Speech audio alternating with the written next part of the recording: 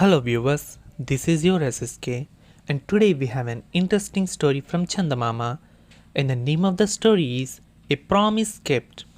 Lakshman was a diamond merchant. He had 4 children, 3 boys and a girl. He would often go out of the country to sell diamonds or to take orders. Once he went on a long voyage by ship and was far away from many days. When the children suffered a tragedy, the mother passed away. On his return, Lakshman began worrying how would he look after the children alone. One day he called his accountant and said, "Look here, I am going to attend the Kumbh Mela. You take care of the boys. I shall take Lakshmi along with me. We shall return after the Mela concludes." The next day, father and daughter left for the Kumbh Mela.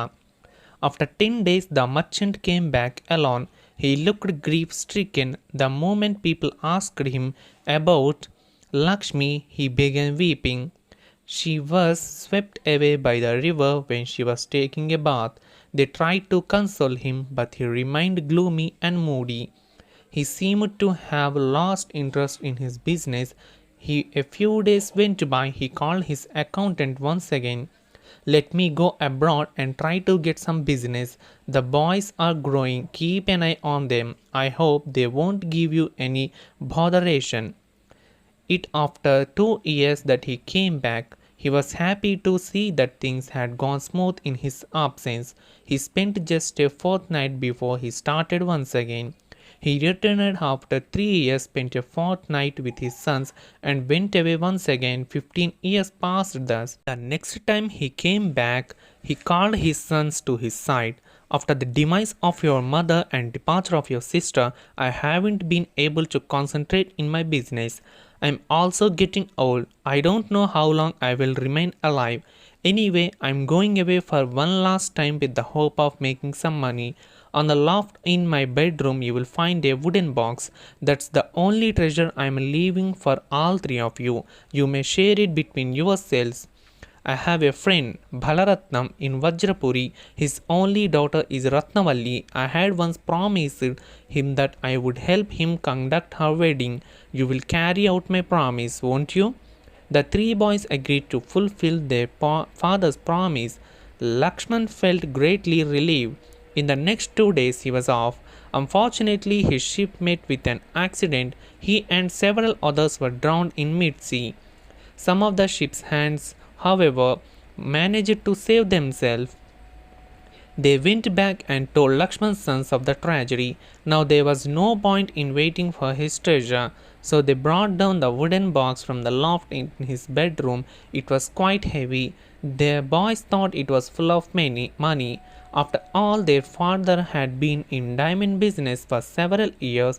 They eagerly unlocked the box and opened it. There was no money, no diamonds, not even small coins. There was only a simple note in his handwriting. It read, "Balaratnam's daughter Ratnavalli wedding should be conducted." The boys were thoroughly disappointed. They were angry with their father. They lay down on their mats and slept. At dead of night, the eldest boy got up and left the place quietly. In the morning, the younger boys missed the elder brother. They waited the whole day. He did not come back. The youngest one remarked, "He seems to have cleverly dumped the whole responsibility on us. That's why he has disappeared very stealthily. Let's fulfill our father's wish, even if we have to sell this house. After all, we have arms and legs, and we will be able to eke out a living." The older brother agreed with every word of the younger one. Within a few days, they sold the house and the property surrounding the house. The 2 brothers then proceeded to Vajrapuri. On the way, they saw a crowd beneath a huge tree. People were talking, some arguing angrily, and some others trying to pacify them. The brothers made enquiries and were told that the village elders were trying to solve a family quarrel. It appeared that a rich man had died suddenly, leaving a lot of property. He had 2 sons and a daughter. The son wanted to grab the whole property and so had forced their widowed mother and sister to leave home. They had no other place to go and had therefore approached the village elders with a complaint. The headman had convened a meeting of villagers to find a solution to the problem. The elders announced their decision. The two sons should take back their mother and sister and give them food, clothes, and protection, and should also arrange for the marriage of their sister. The people cheered them for this very just decision. The two brothers decided to break their journey and stay overnight in the village. They stayed in Chowltree. When the younger brother woke up in the morning, he found the elder one missing, along with the money they were taking to Vajrapuri. The young man was dazzled for a long time. He did not know what to do. Should he go back and take up some work, or should he proceed to Vajrapuri and inform Balaratnam of all that had happened? He decided on the second alternative in the hope that his father's friend would not disbelieve his story and would at the same time feel sorry for the predicament he was in. He reached Vajrapuri and searched for Balaratnam's house. He stood before what looked like a palatial residence. His father's friend was certainly not a poor man who would need any financial help to conduct his daughter's wedding. Or had he come to the wrong house? He took courage and knocked on the door. The door was opened by a gentleman about 50 years old. "Who are you? Where are you from?